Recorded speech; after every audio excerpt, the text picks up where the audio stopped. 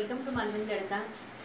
आज आपण भरलेली सिमला मिरची किंवा भरलेली ढोबळी मिरची किंवा स्टफ कॅप्सिकम ही रेसिपी पाहणार आहोत। आणि चला आपण साहित्य बघूया। भरलेली सिमला मिरची बनवण्यासाठी इथे मी ह्या 5 मीडियम साइजच्या सिमला मिरची घेतल्यात। ह्या स्वच्छ धुवून घेतल्यात मी आणि ह्याला इथे असं चीर दिले सुरीने आणि अशा बिया काढून टाकल्यात। जमतील तेवढ्या बिया काढून टाकायच्या आहेत।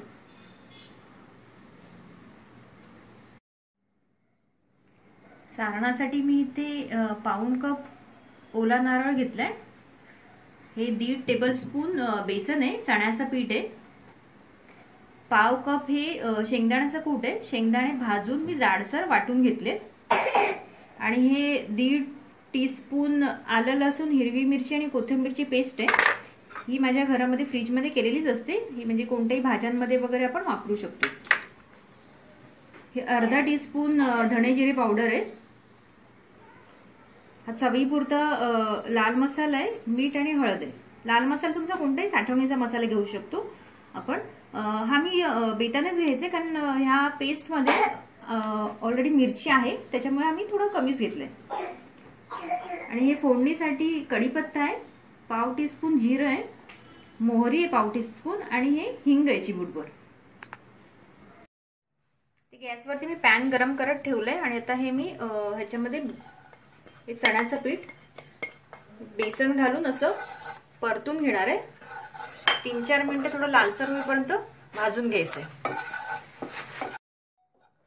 आता हे मी गॅस घालून हे पीठ काढून घेणार आहे कारण की हे छान असं लालसर भाजलंय।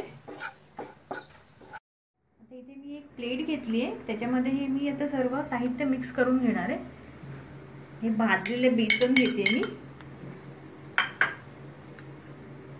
ओलं खोबरं,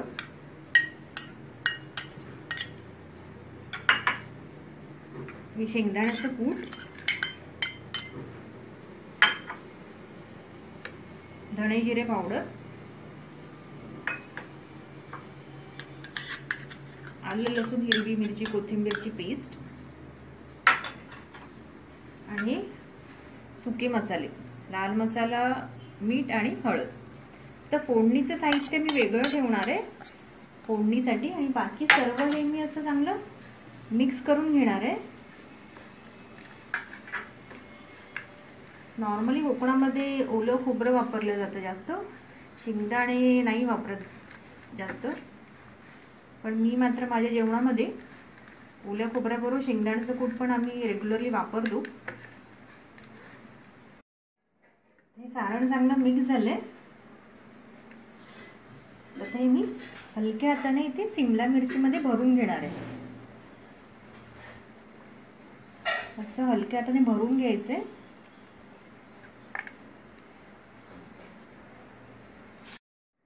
हे मी सिमला मिरची मध्ये सारण भरले व्यवस्थित, तर बाकी सिमला मिरची मध्ये पण मी असं भरून घेणार आहे।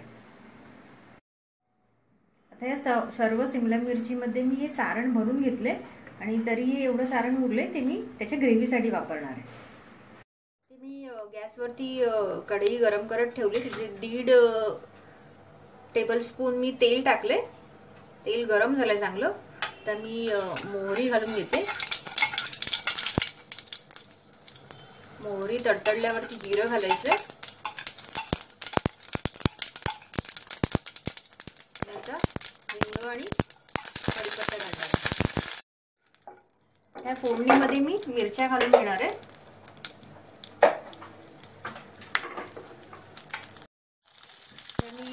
मिरच्या घालून घेतल्या आणि मी अशाच झाकण ठेवून 3-4 मिनिटं वाफेवरती शिजायला देणार आहे, पाणी न घालता एकदम स्लो गॅसवरती।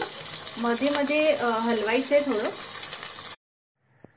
ही सिमला मिरची एका साईडने भाजली गेली आपली, आता मी असं परतून घेणार आहे आणि अजून दुसऱ्या साईडने पण 5-1 मिनिटं पाणी न घालता झाकण ठेवून वाफवून घेणार आहे। आपली सिमला मिरचीची दोन्ही साईडने भाजली गेली आहे छान। हे उरलेलं सारण मी त्याच्यामध्ये घालणार आहे आणि थोडंसं पाव कप जवळ पाणी घालणार आहे।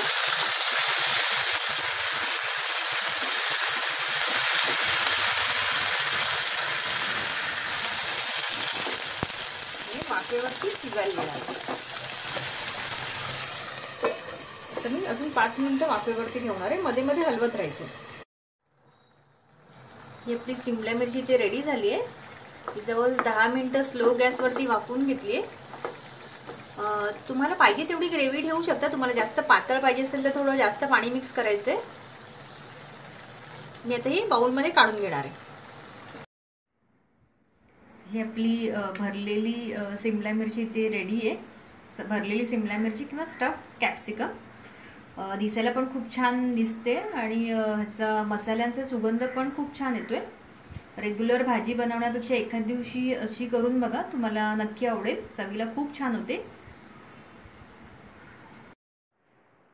ही भरलेली शिमला मिरची किंवा स्टफ कॅप्सिकमची रेसिपी तुम्हाला आवडली असेल तर तुम्ही नक्की करून बघा आणि रेसिपी तुमच्या फ्रेंड्स आणि रिलेटिव्हजला शेअर करा. जर तुम्ही आतापर्यंत चॅनल सबस्क्राईब केलं नसेल तर तुम्ही चॅनल सबस्क्राईब करा, म्हणजे तुम्हाला नवीन आमची कोणती नवीन माझी किंवा नीताची रेसिपी जर आली तर त्याचं नोटिफिकेशन सर्वात अगोदर मिळेल. रेसिपी बघितल्याबद्दल धन्यवाद.